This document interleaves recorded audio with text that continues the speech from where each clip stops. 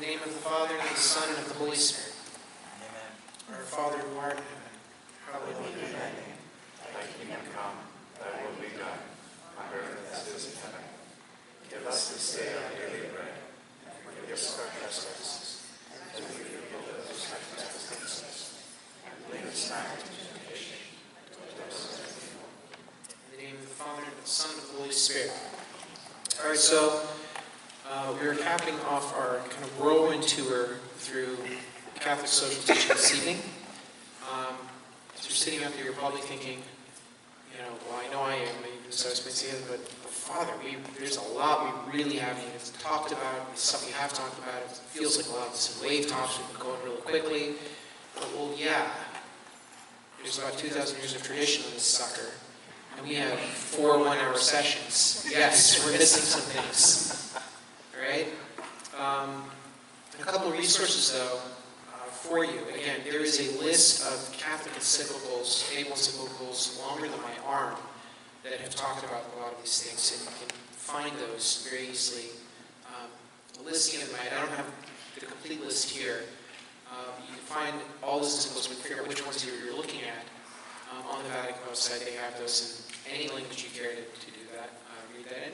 Of course, there's a description of the catechism, which I like, but there's also this other thing here, and I'm indebted to Ms. Mary Gates for pointing this out to me, the Ducat, which at first, when she said this, I thought Ducat was the author, so I was like, oh, isn't it pronounced Ducat or something like that? But Ducat, I think, is actually short for doing the catechism. Like, how do we live this? So I learned something new.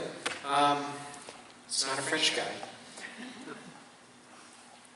So the Ducat, and this has a very concise kind of collection of a lot of parts of the Catechism, but it also has a very concise and precise section there on Catholic social teaching of the Church, and just some of the practical ways where we can find resources. So I guess that is also an excellent resource. So I give those to you just for kind of further reading and investigation. And also just in a more basic form, just if you just want to learn this better, just start doing it. Check with the parish here, or a parish, get involved somehow, get involved in something that's going on at church, local things around our communities. The more we're involved in this, the more we learn it.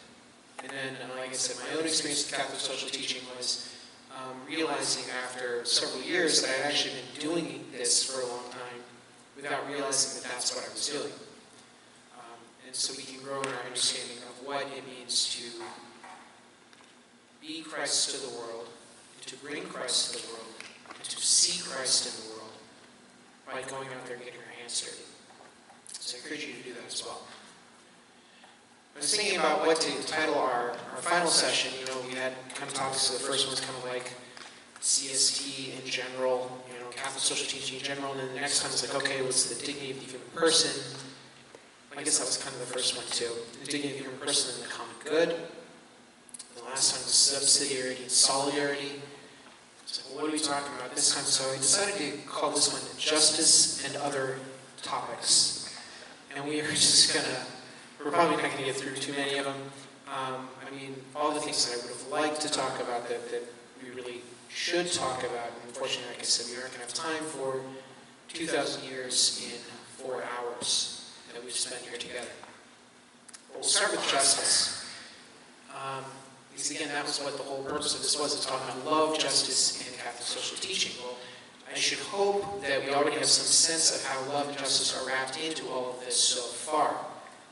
It occurred to me, we haven't actually just paused and said, well, what do we mean when we say justice? We're not going to go all Socrates, what is justice? Oh, please, the guy was brilliant, but I think I understand why the Athenians killed him. I'm kidding. It's kind of. But what is justice when we're talking about this? Well, the simplest definition, this might even be an oversimplified definition of justice, is giving what is owed. Giving what is due. All right? So to kind of maybe put that and frame that in a way that perhaps all of us here can relate to a little bit better, because we're trying to understand, well, what does justice mean? what is justice, giving what is owed. What does that mean? What does it look like? How about we try a little experiment here? So just respond correctly. You'll know what to do. The Lord be with you. Lift up your hearts. Let us give thanks to the Lord our God. Whoa, hang on a second. How did that sneak into Mass? Do you see that? We acknowledge the justice of our offering thanks and praise to God. Why is it not just morally correct for us to do that? Why is it not just a good thing to do? Why is it not just kind of a recommendation? It is just, it is right and just for us to do what? Let us give thanks to the Lord our God. It is right and just. In other words, it is owed. We owe God praise and thanksgiving. So it is right and just for you and I to go to Mass on Sunday and to give thanks to God. It's what is owed. We're giving back to God what is due to Him, which is thanks. And may I just say that considering everything that God has done for us, we're getting off pretty easy. You think about that. That's justice. That's divine justice. Okay, I create the world. I create all these things. I give you all these gifts. I send my only Son to die for your sins. He rises from the dead. You now have eternal life in heaven. You owe me a thank you. Once a week. Oh, okay. That's a pretty good deal for us. But it is right and just, isn't it? And don't we see now, maybe if you've ever wondered, why do I have to go to Mass? Or why can't I just pray on my own? Or why all this other stuff? Don't worry, we're going to get to Catholic social teaching eventually. Why is it important that we go to Mass? Well, because it's just. Not only is it good for us, it's just. It's simply just. It is an exercise in justice, giving back to God what we owe Him. Which is a simple thank you for everything He has done for us. Like I said, we're getting off really easy. But we owe Him our thanks. We owe Him our hearts. This is why we lift up our hearts and we give thanks to the Lord our God. And of course, we pray this right before we launch into the Holy, Holy, Holy and the Eucharistic prayer, where we then offer back to God, the Father, the sacrifice of His own Son on the cross. In thanksgiving, Eucharistia, the Greek word for thanksgiving. So Mass is all about, in a certain sense, you could say, it's about justice.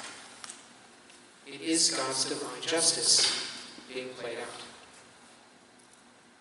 That's justice in its simplest form. Giving what is due. Giving what is owed. Now, there's a lot more we could say about justice. Like I said, we don't have time, so we're going to just launch straight into some of these other topics. I'm going to preface the next part here. I did double check over what I wrote.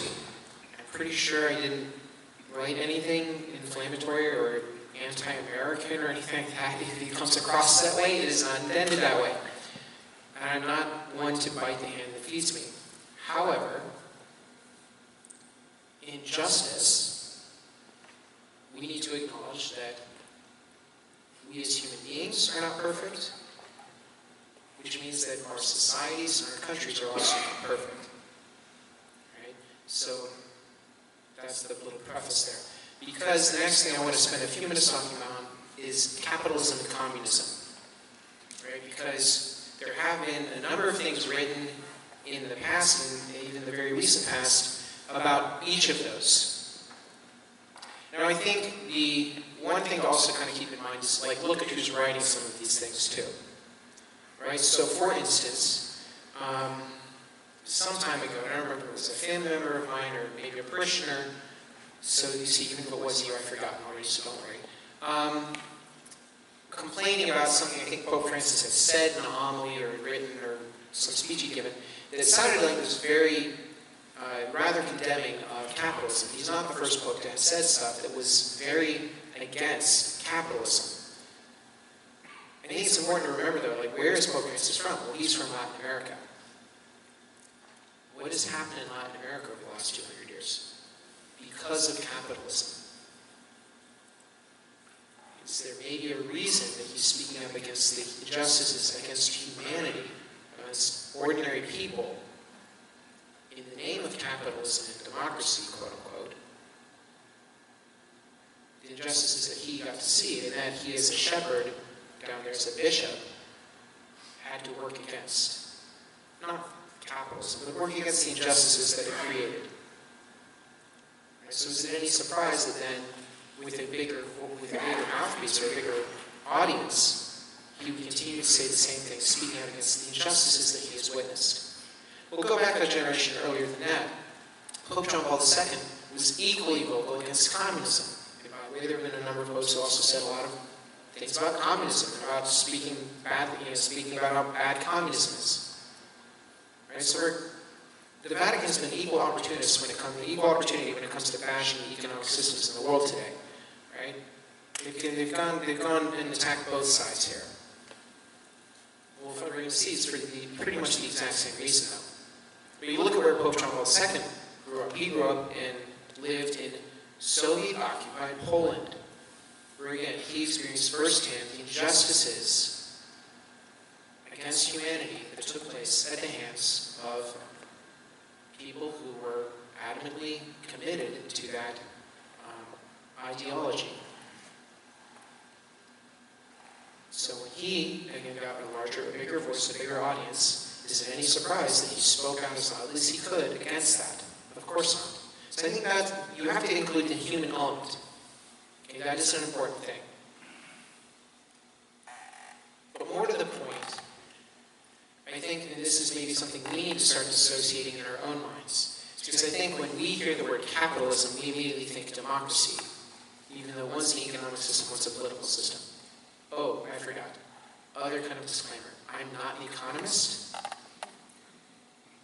Never really had any desire to do that either. So I am not an economist. I'm not a political scientist. I'm a little bit out of my league here.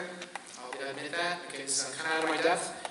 But I'm not speaking to these things as an economist or as a political scientist or theorist or anything like that.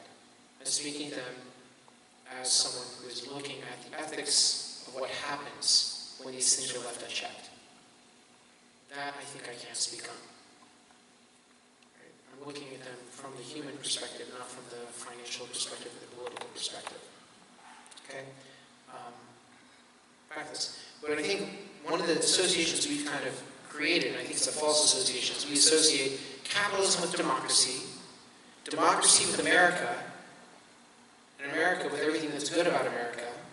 Therefore, anytime someone says the least bit anything about against capitalism, we take it as a direct assault against mom, baseball, and apple pie. When in fact, that probably wasn't at all what was being said. So I think that's the first thing that we have to kind of do.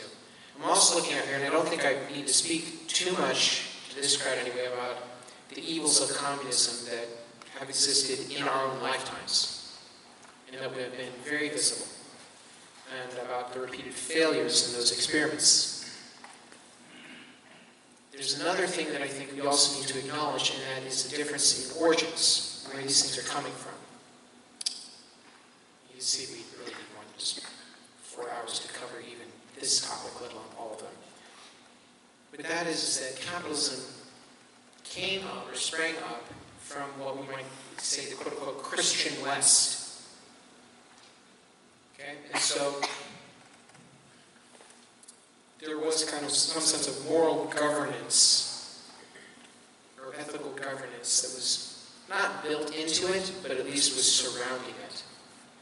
Communism really kind of flourished mostly in atheistic circles. Okay, that does need to be said. And so every iteration of communism that has ever existed in the world so far has been very atheistic, hostily atheistic. Right? And that was something I was talking to someone actually just earlier today who had actually spent some of her childhood growing up in a communist country. She said, yeah, like if you never lived under communism, you really don't understand. You can't even fathom the freedoms that have been stripped away from you. You can't fathom the fact that if you get caught going to church, you lose your job. They're not going to actually, they're not going to kill you themselves. They'll just make it so it's impossible for you to eat. So this kind of like underhanded, actively hostile thing that really has been one of the hallmarks of communism. That needs to be mentioned. But I want to look more capitalism. As I said, I don't think I need to talk about the evils of communism. But why bring up capitalism, right? Well, because I think both of them are actually doing the same thing, just in two very different ways. Right? Again, I'm not talking economically here. I'm looking at the dignity of the person. Communism, we say, is evil, and here's all those other reasons we just gave. But here's another reason. The human being, the individual human, is stripped of their dignity for the greater purpose of the state. They've lost, they lose their freedom, their individuality, they lose everything that makes them them. They no longer matter, you no longer matter, only the state matters. And it's not this idea of community, because in community there's always give and take, right? Today I give to the community, tomorrow the community gives back to me. There's this give and take, this mutuality in a community. That is not what's happening in communism. In communism, the state takes, and the state never gives back. It's a very parasitical relationship. Okay? And by doing so, you're stripping people of their dignity. You're refusing to, they become less human. They only serve as a means to an end, as tools to forward the state and the state's goals. So the individual souls can get lost in the process. Well, what happens in capitalism? The person, the individual is stripped of their dignity and gets reduced to a number. How are you helping my profit margin? We become walking dollar signs. It's the same thing. In both cases, individual freedom. Well, in one case it's been taken away completely. In the other cases, maybe perhaps stunted. And again, I'm not talking about when this is working well. I'm not talking about when you have a bunch of monks or nuns that all together come together and live in poverty and give up owning stuff, which isn't, strictly speaking, communism anyway. I'm not talking about that. I'm not talking about when you have businesses that are run using good moral principles. But what happens, as will inevitably always happen, because we're human, we're greedy, we're power hungry, and I start reducing you to a dollar sign. How much are you helping my profit margin? And now the people that are working for me are no longer people. They're a means to an end. And that end is me getting my third yacht, my fourth summer home, or adding an extra zero to the end of my salary. And I'm using people. I'm trampling them. That's the danger. That's why it's wrong. And this is when we can say capitalism goes too far. When it is unchecked, when nothing moral or ethical holds it back, and you get a couple greedy people, watch them go. And this isn't, by the way, just something that happens overseas. Right? This happens in our own country. Even today, certainly in the past, before we had all of the anti-monopolization laws and stuff. I mean, there's a reason that all of those first billionaire tycoons in the early 20th century in America were all called the robber barons. Is it like Carnegie, Rockefeller, J.P. Morgan? They amassed billions of dollars back then. 100 years ago before today. Back then they accumulated fortunes worth billions. on the backs of people who are making pennies or less. That's capitalism gone bad. That is where a lot of this outcry and the outrage from the Vatican comes from, is from that. And the way that is so, it's easy for that to happen.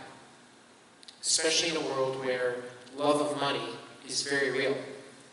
And in our very materialistic American society today, and let's be honest, we're pretty entitled. In America, we are pretty entitled, we act pretty entitled. You know, it doesn't get any better the more you get, usually. And left unchecked, we reduce people to profit margins. It's the exact same mistake at the opposite end of the spectrum, and for different reasons, that's being made by this system of communism. And that's why both are condemned. Because in order for capitalism to work, actually really for both of them, but it's civil to capitalism, in order for capitalism to work, what you need is you need all of the employers and all the employees being on board with being honest, with being fair, and with being just. There's that justice again. And most of all, they need to love God more than they love money. Or in the communist system, they need to love God more than they love power. And those are two things that human beings just can't seem to let go of. Money and power. There's a longer list than that, but those are the two big ones, right? Those are two of the big ones. Two of the great loves, two of the great bad loves, if you will, that we keep going back to, the disordered loves, money and power. And that's why these things are, I'm going to say flawed. I'm going to say broken. I won't say broken. I'm going to say flawed. Now, I don't have a better solution, because I'm not an economist. That's why we need a saint who's an economist. Okay? That's one reason. But I don't have an answer to the thing, and like I said, when we act fairly, when we act honestly, when we act justly, it does work pretty well. But come on, it's not going to be that way forever. It wasn't that way always, it won't be forever. So we need, this is one of those things where it's like, it's in fairness and in justice, we need to be willing to acknowledge the shortcomings of the things that we do. And the shortcomings of maybe even the systems that we operate within. Right? That maybe the institutions themselves are built in a way that aren't necessarily good for the common good. They don't lead to the common good of everybody. And oh, they benefit everyone here in America. Right, but not so much the sweatshop workers in, say, Southeast Asia or Latin America. And so again, it's about the common good. It's not just the common good here in California, the common good everywhere. What does that look like? I don't know. That's why I'm a priest. And not an economist or a political theorist or whatever. But I offer that just as kind of, again, a way to kind of think, a different way to think about the capitalism communism thing, and why do the popes, and so many of the popes and council, why have they been criticized so often? It's because they're flawed, and because at their core they have the same problem, that is they refuse to acknowledge the dignity of the individual person. Right? And anything that wants to deny the dignity of the person is something that will, and we should be thankful for this, will always come under attack by the church. The church will always stand up for those people when their dignity is being denied. We should be thankful for that. Because when someone's trying to take my dignity away, the church is going to stand up for me too. So, there's that. Well, the reason we speak about economics and economic systems at all is because we have, and we're going to have to listen to this, and I apologize for that, we have this cool thing we call the preferential option for the poor. Right? Whew. I mean, we could have spent a whole night just talking about this. Really, about 5 or 10 minutes. I'm sorry. The preferential option for the poor, though. Why do we care about the poor? Well, aside from the fact that Jesus and all the apostles and all the first Christians did, besides from the fact that it keeps showing up over and over again in Scripture, Old Testament and New Testament, there's some other really good reasons. Okay? Before we get there, though, in the words of the great Catholic philosopher or comedian, and she's a comedian, Stephen Colbert. I didn't know he was a philosopher, did you? I didn't either. Quote, this is from Stephen Colbert.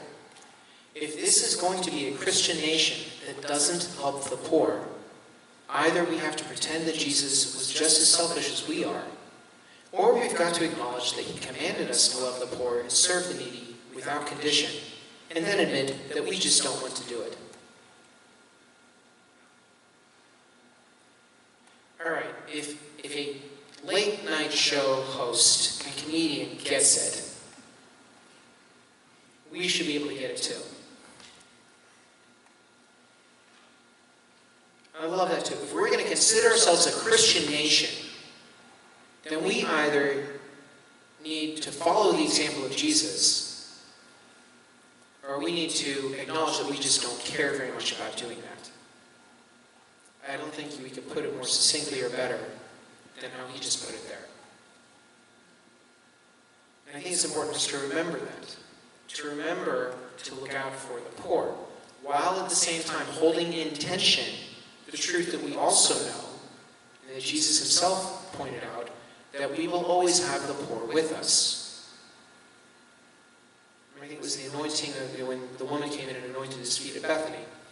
And one of the people, I don't remember which version of the story, if it was Simon or Judas, well, someone at the table criticized the fact that she had broken this jar of alabaster perfume or spikenard or whatever it was, all over it. And he's criticizing her because, well, she should have sold that to the poor and given the money. You sold that instead of giving the money to the poor. And Jesus said, stop.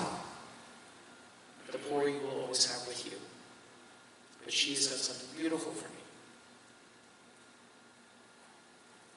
One of the things we can pull from that is Jesus is kind of telling us there, it's like, guys, don't get stuck in this ideological, head-in-the-clouds notion that we're going to somehow come up with a system or an idea that finally eliminates poverty entirely.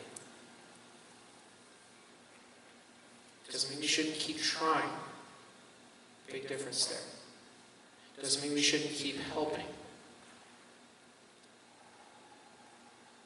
Just notice Jesus didn't say, don't ever give to the poor again. He said, no, right now, this is more appropriate.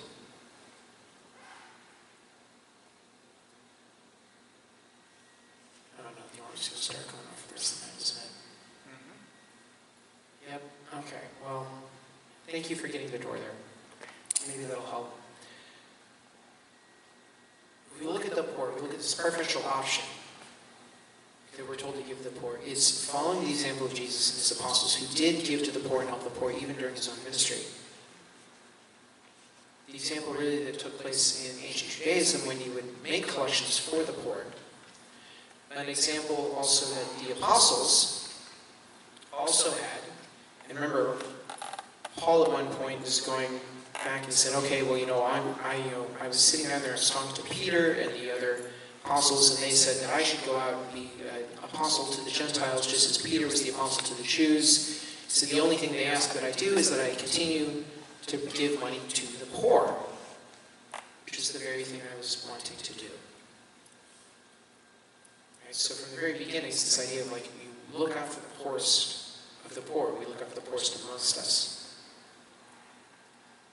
Right, so this is deeply rooted in who we are, in our identity. Like I said, Stephen Colbert had this thing. It's like we either have to own up to this and get involved and participate and do what we can to help, or we need to admit that we just don't care what Jesus said. There was a saint, I think it was St. John Chrysostom, who was a little bit harsher with his terminology. And I didn't find the exact quote, so I'll have to paraphrase for you guys here. But in so many words, he said, essentially, that if you and I encounter someone who is poor and they are starving, and we have the means to help them, and we decide not to, when that person dies, if that person dies, we are guilty of murder.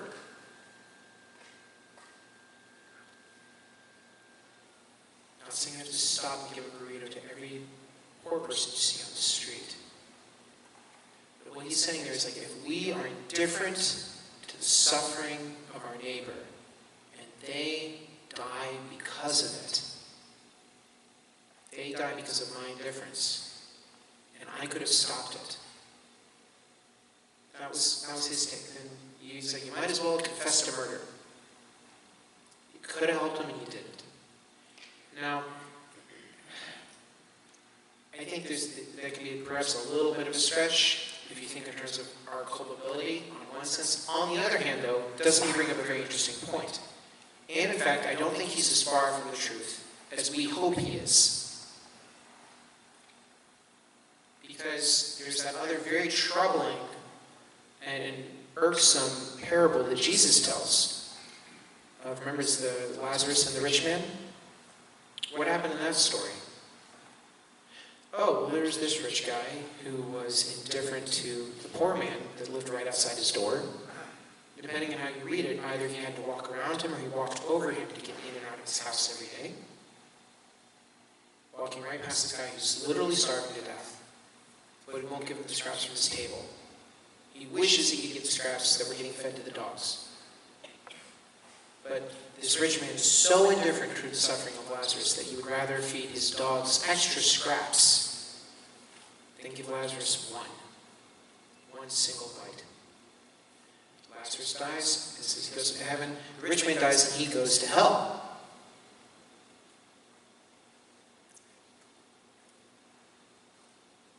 He goes to hell. Why? It's not a sin to be rich. It is a sin to be indifferent.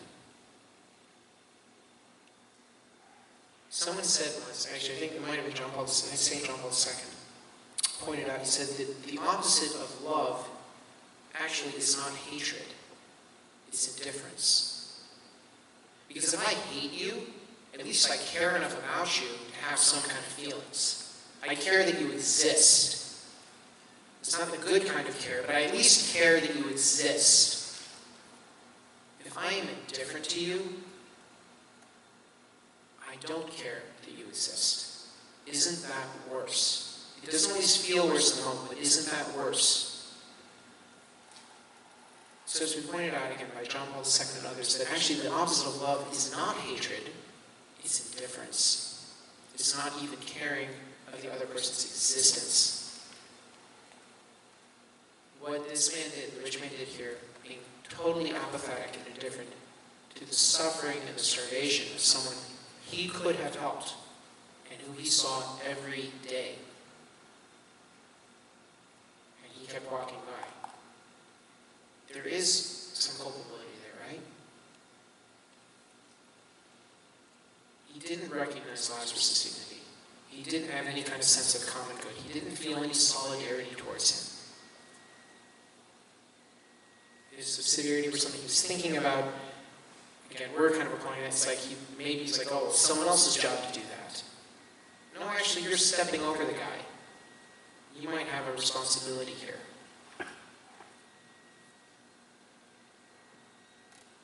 But that was his sin, was indifference. It was a sin of apathy and indifference towards his neighbor, towards his brother.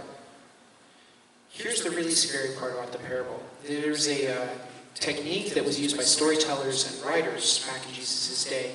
The evangelists use it a lot as they write the Gospels. Jesus uses it here in this parable. And the little trick is this. This is this device that they would use. It's how they used and did not use names. So in other words, if in the course of telling a story, you gave a bunch of characters names, and then you left one character without a name, the implication to the listeners was, you are the character without a name. Or you might be the character, or you could be the character without a name.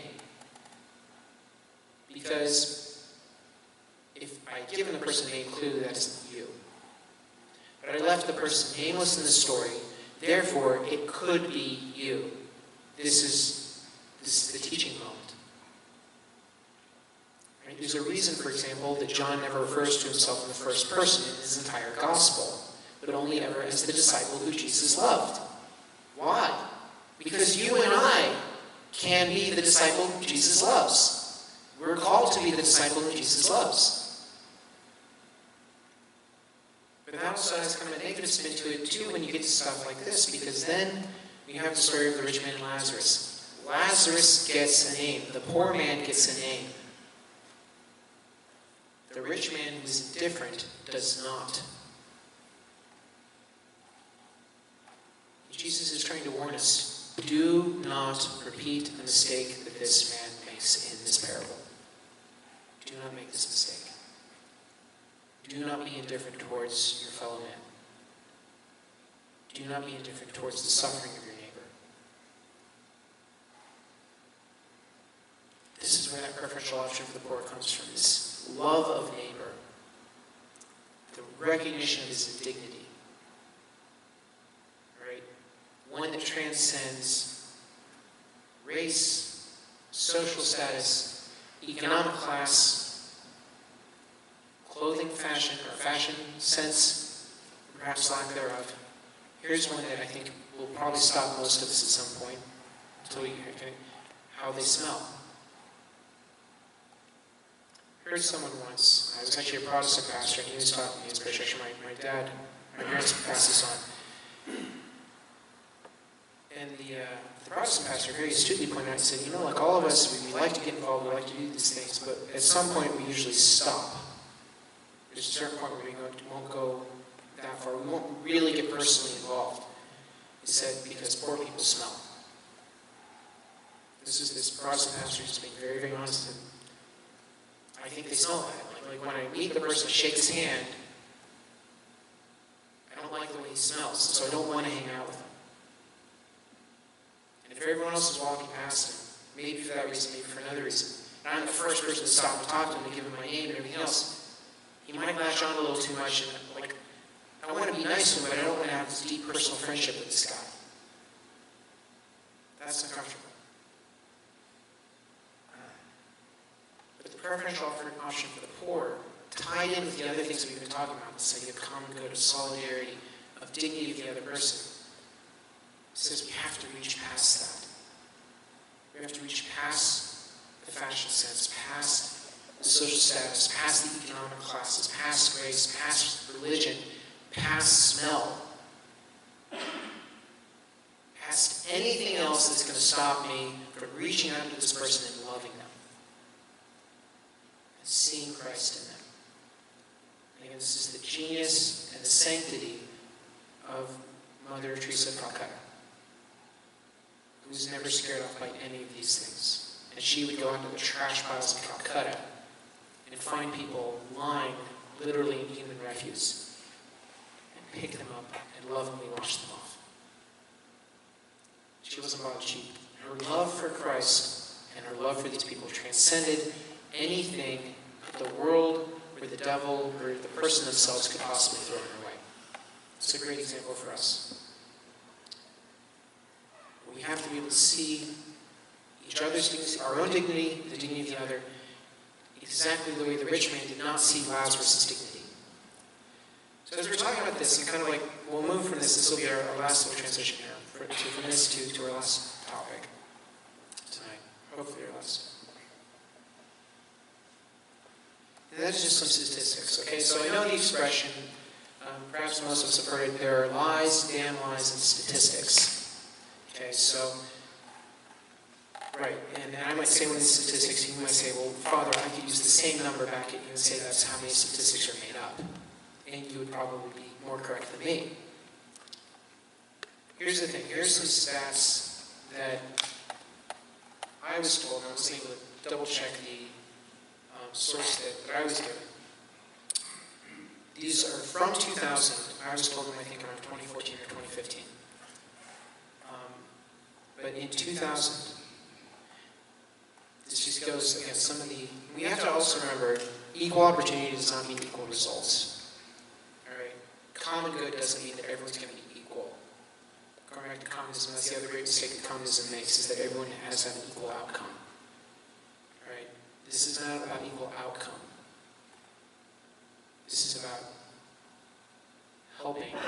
course of the course, this is about not misusing things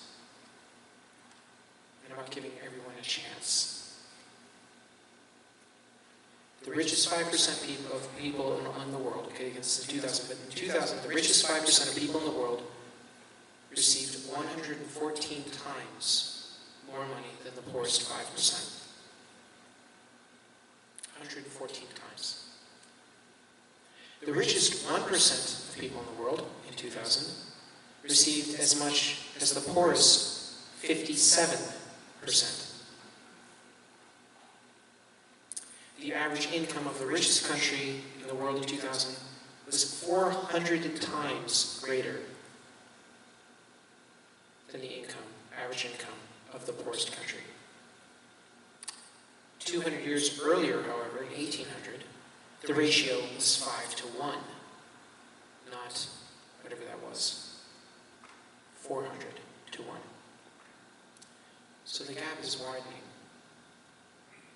a lot between the very rich and the very poor.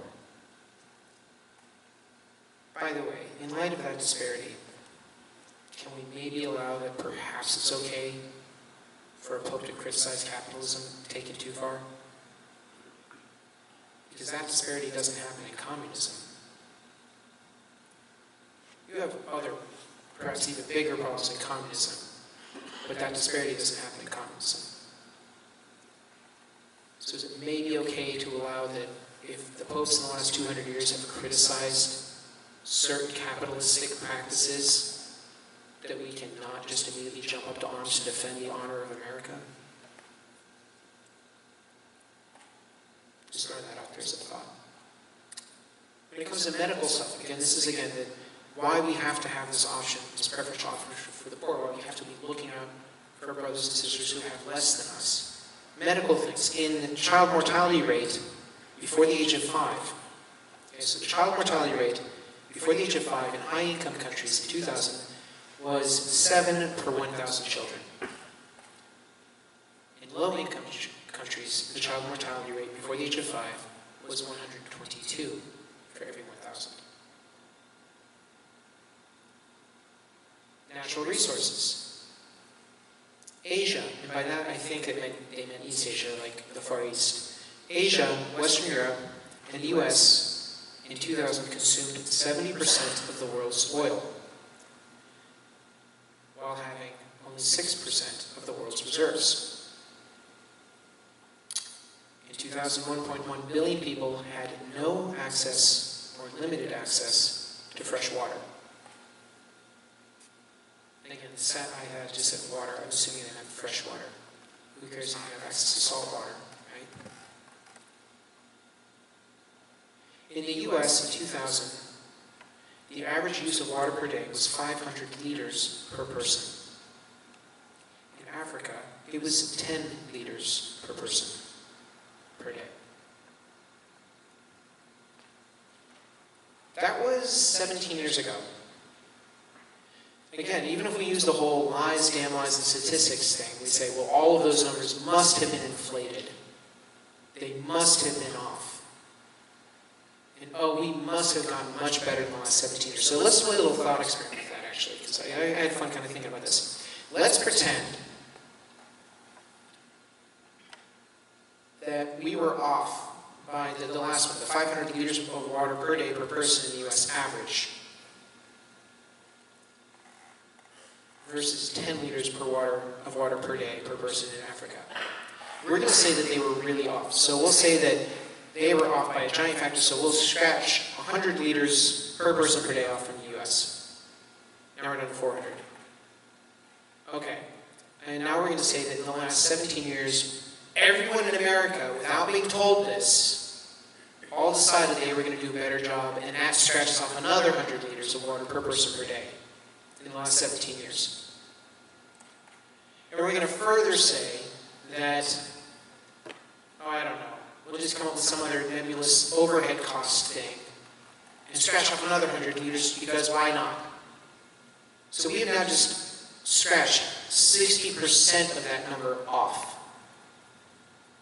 Now we'll say that they were off, or that in the last 17 years, the amount of water used in Africa per person per day has doubled. That's pretty good, right? You double something, that would be a really good thing. In 17 years, if you could double something like that. Guess what? It's now 200 liters per person per day to 20 liters per person per day. So we've reduced it from whatever that was, like 50 to 1 to just 10 to 1. And I don't think most of the stuff I just said happened. And again, it's not about equal results. But by God, if we don't recognize in this disparity something that needs fixing, starting with ourselves, if we don't recognize the need for the preferential option for the poor through that, if we don't recognize that there are people who have great need, while meanwhile I'm sitting in my comfy home being pretty entitled, oh man, having trouble with cable tonight, that sucks. As I have the water running off over there, and the sprinklers are going off outside, and I have no problem tanking up my car down the street at one of the dozen or so gas stations. And I'm not worried about where my next paycheck's coming from or where the food on the table is going to be coming from. I don't have a wife and kids, but I'm not worried if I have a family about my kids dying before they hit the age of 5. Whereas that's a part of daily life. All those things I just said are a part of daily life for over half of the world. Well, more than half of the world. So you and I can't look into ourselves and be like, man, can I see Jesus in those people who are suffering? And can I be Jesus to them? And that's when the rubber really starts at the road, so to speak, in Catholic social teaching. Can I go out? Now we'll come up to just the last thing, and I'm trying to hit this quickly, but ecology. And I don't want to spend too much time on this, but a couple of things I think we should address a couple of things. All right? And I'll be very honest. When Pope Francis put out that encyclical some years ago, Laudate Si, of course there's a lot about the environment, global warming, and other stuff there. I was in the seminary at the time in Rome, and there were some, how to put this charitably, interesting and animated conversations at the lunch table, shall we say. Because there were some people who had some very strong opinions on the necessity of a document talking about the environment, the appropriateness of a document talking about the environment. And I remember one particular conversation, and I hadn't read it yet, so I was mostly keeping quiet, listening to some of the other guys. And there were about 6 of us at the table, and 3 or 4 were just like railing against how idiotic it was. What's the point of this, and why it's not necessary, it's just an appropriate thing, and on and on and on. And there's one guy there who's very quiet the whole time. He's now a priest in Detroit. Great guy. It's Father Dave Tomaszicki. Dave is just sitting there the whole time, just very quietly, keeping his peace, eating his pasta, because we always have pasta for lunch. And then when whoever it was finished railing against whatever, Dave just kind of thoughtfully put his fork down. He said, the summer after my first year here, I got to spend a couple months with the Missionaries of Charity, Mother Teresa's sisters out in Calcutta, India. He said simply, I don't think he wrote it for us. He's like, I don't think he wrote it for us. We're doing all right in America. We're doing okay in Northern and Western Europe. We're not perfect.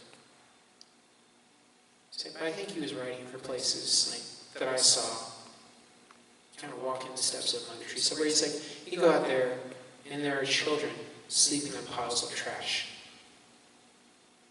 And as they're trying to sleep on piles of trash, people are throwing more trash on the pile of trash.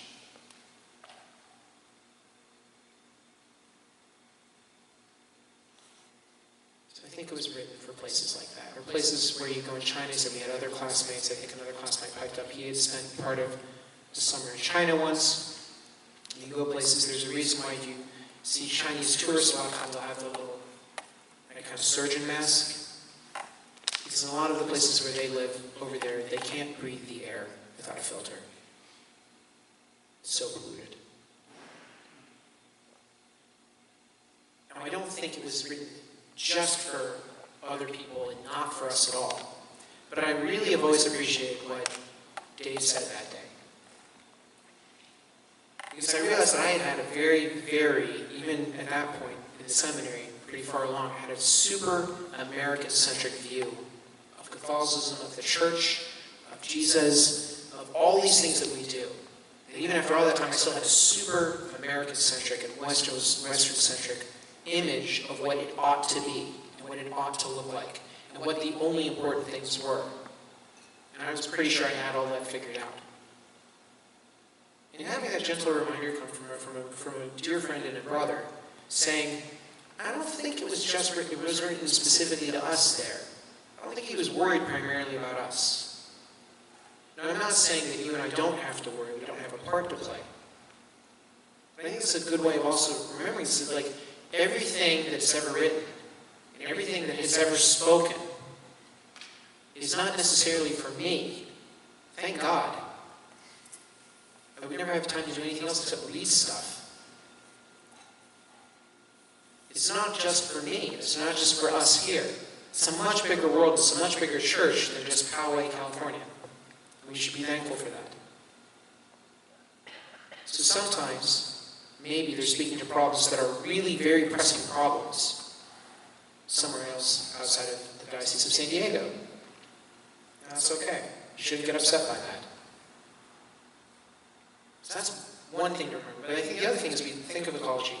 And again, I'm not going to go too much into the weeds in this because I'm not an ecologist any more than I am an economist. Right?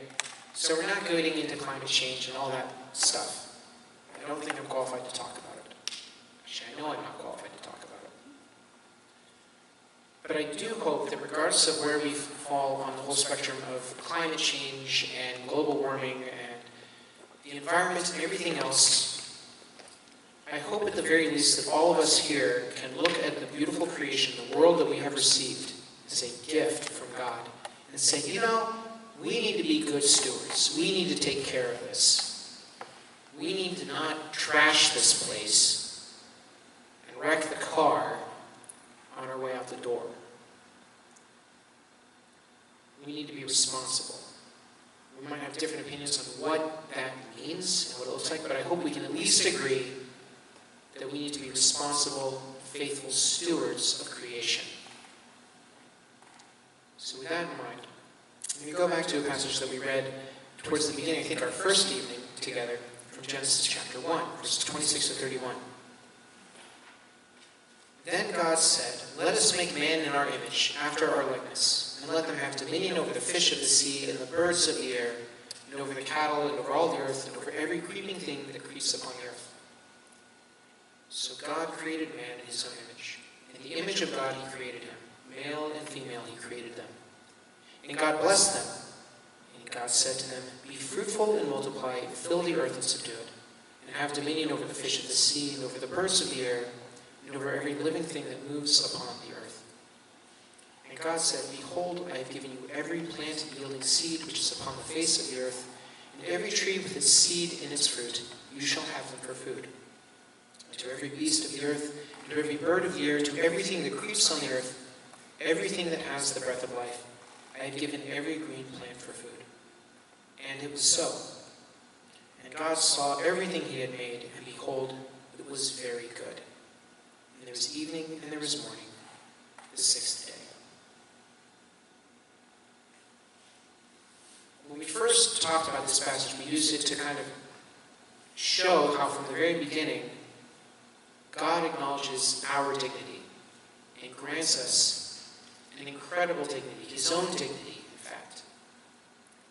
But wrapped up into that sharing of God's dignity is also this call that humanity gets from the very beginning, which is to safeguard and protect creation. Because when he says, I'm giving you all this and have dominion over the fish, and have dominion over the birds, and dominion over the beasts, and the creatures that crawl and creep and run, and whatever else it says there. All the beasts that have different verbs, right? All of those verbs. All of those creatures. Everything you have dominion over. You have to remember, this is before the fall. This is before sin. Dominion then would not have looked like dominion now. It was not this horrific subjugation. Dominion, we might say, was the benevolent rule, the loving rule of a steward, of a caretaker, of a priest. You say that Adam was, in a certain sense, was the first priest. Why? Well, he was called to take care of God's creation, the community, and he was called to offer sacrifice and thanksgiving to God. He and Eve were called to offer thanksgiving to God. They were called to lead all of creation in a great song of worship. Is that what priests do? At least hopefully it's what we do. So here we have him entrusting them with this. So we have to make sure that we don't read dominion the way we want to, the way our ears hear it, but how it would have sounded to someone without sin. Here's some important points on ecology that we can get just from this first chapter. Right? First, we can see in this very, very short passage that there are two extremes we have to avoid when it comes to ecology and in the environment. The first extreme is making the planet a mere instrument. Because part of this story is the recognition that all of creation was lovingly created and spoken into existence by God. I want to take that back. There was one part of creation that was not spoken into existence, and that was you and me. Humanity was crafted lovingly into existence. Out of the dust of the earth, the breath of life was breathed into the nostrils, and the woman was pulled from the rib of the man. So we were the one exception to the whole spoken into existence rule. But all of creation was loved into existence. Right? Without getting a little too risque here, right? Because this is not a sexual thing. But think about how, that question that every parent dreads hearing someday, where do babies come from, right? Well, the simple way to answer it, babies are loved into existence. They're quite literally loved into existence. All of creation was loved. Not again in a sexual way. We have to make sure this isn't a conjugal. We're not thinking this conjugally in that sense. But all of creation is loved into existence by God. So we can never use creation and nature as simply an instrument. It's, again, another means to an end. Because creation was a gift. It was a lovingly crafted gift. That's the first extreme. Not to just ignore this and not to take seriously this call to take care of what we've been given. The second one is elevating the environment and creation above the level of dignity of man. Above the level of dignity that you and I have. Right? In a sense, kind of divinizing or worshiping nature. We can't do that. That's the other great trap. By the way, do you notice how, whenever this kind of debate comes up, we tend to run to one extreme or the camp or the other? It's rare to meet in the middle on this one. We tend to either run to the things like, oh, well, nature's just here for us to use, or, oh, nature. And, let's set up the altars and worship at the altar of nature here. It's like we tend to either divinize this, or we tend to just use it. And that's not what we're called to do. Those are the extremes we have to avoid. And we can see that here, even in the Christian story. Bishop Aaron points this out very well in several of his writings and talks, that all of the things that they are mentioning are in the verses preceding this. And then the Lord created this, and the Lord created this, and he spoke that to existence. They were all things that the early pagan world worshipped. they're saying is, no. Those are not deities in themselves. They are not divinities in themselves. Those were created things like you and me. And they are beautiful things, they are important things, but they are less important than you and me. But we can't worship the sun and the moon. Why? Because they were created by God. Why worship the sun and the moon that were created by someone else? So we want to worship the Creator, not the creature, not the created thing. Oh, we're going to worship this animal or that animal. That's stupid. They were created by the same thing. Oh, well, what about the birds? All the stuff that's created, all the stuff that's listed off. Trees. You name it. They're saying all of these things were created by God. We cannot divinize these things. They are created just like us. We cannot divinize the creature or the created thing. The only thing worthy of worship is the Creator himself. Those are the two extremes. So that we can see that from, again, this very short passage. The second important point on ecology here, it kind of ties into the first a little bit, is the primacy of the human being.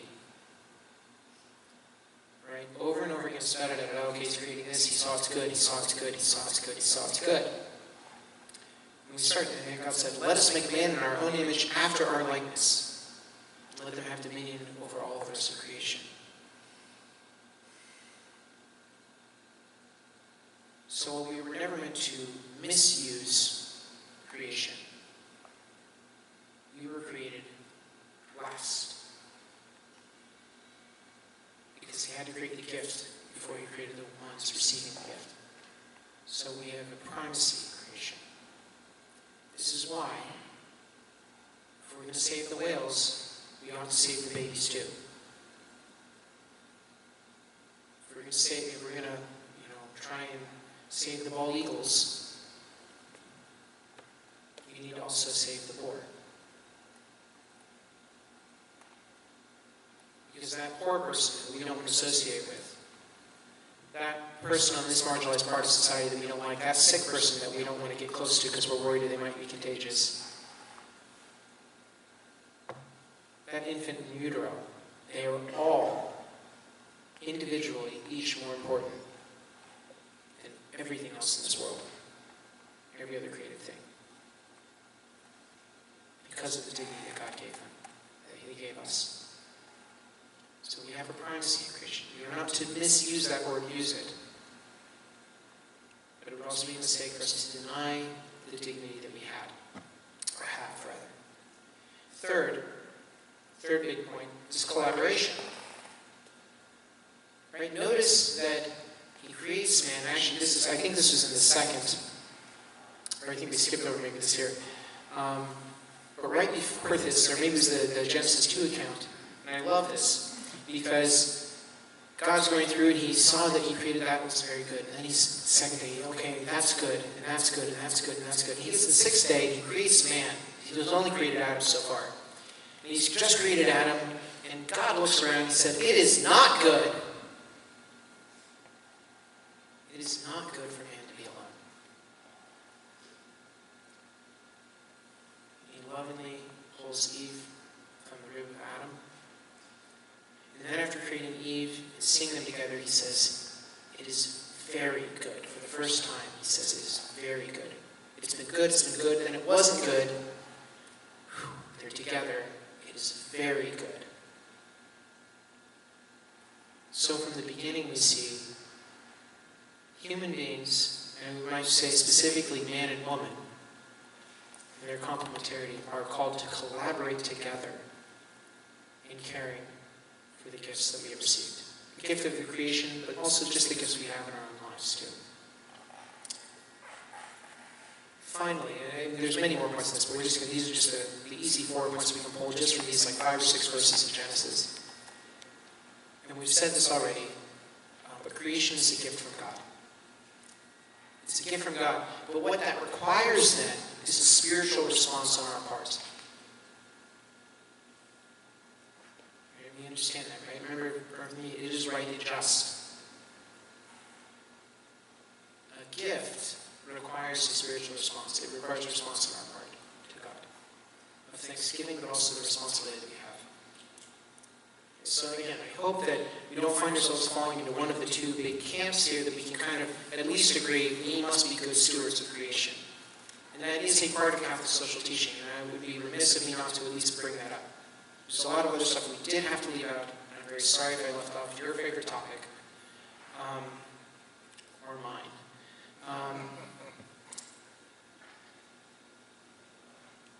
But we'll kind of use that to wrap up as we kind of think about what we have been given. I think it's maybe kind of end where we kind of began. This idea of giving thanks. And the justice that there is in giving thanks. And the justice that we owe to the Lord. To give thanks for what He's given to us. The justice we owe to Him and to each other.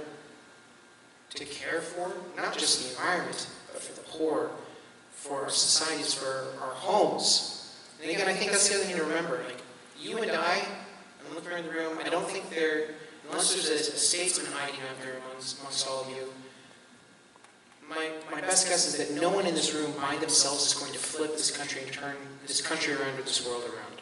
Because guess what? I don't see anyone named Jesus here. None of us are going to be able to just turn around the whole world. We can't. You know what I can do, though? I can let Jesus start turning around my own life, my own heart. And as He turns around my heart and transfigures my heart to be more like His sacred heart, that changes me. And then that trickle effect changes my family. My family changes the neighborhood. The neighborhood changes the community changes the town changes the state changes the country changes the world. It all started because I decided, okay, Jesus, you can come in. You can come in.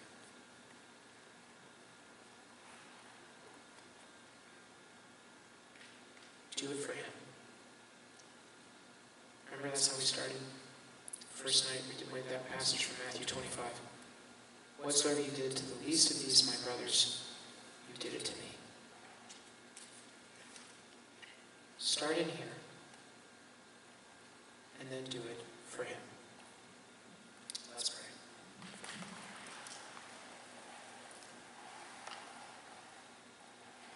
Lord Jesus, thank you for this time that you've given us together. Thank you for everything. All the things that we owe you thanks for. All the things that we forget so often. Help us to be more cognizant of those things. Help us to desire to give you thanks for them. Help us to desire to live thankfully. And most of all, Lord, help us to always be able to see you in the people that we encounter, so that we can be you to the people we encounter. Help us to do these things for you and to you, Jesus. All glory be to the Father, and to the Son, and to the Holy Spirit.